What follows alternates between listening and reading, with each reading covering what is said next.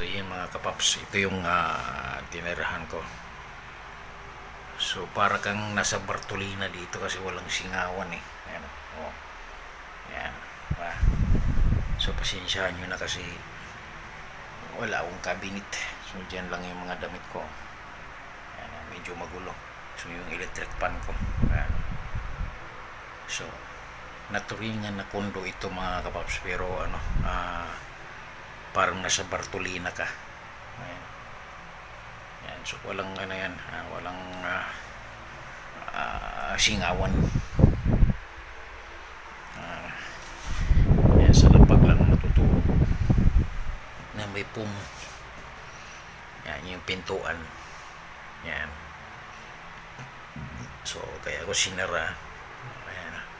So yung electric pan ko yan, walang patay-patay yan. So sa gabi lang yan nagagamit kasi sa araw wala naman ako sa araw. So ito yung tulugan mo ngayon. Yan. Ano? So ganun kahirap.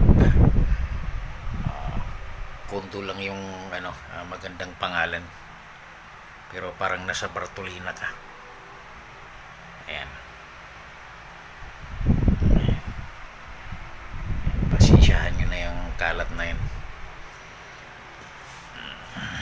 Ayan. Misa. So yun.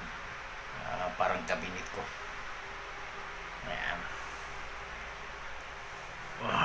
So sobrang init dito.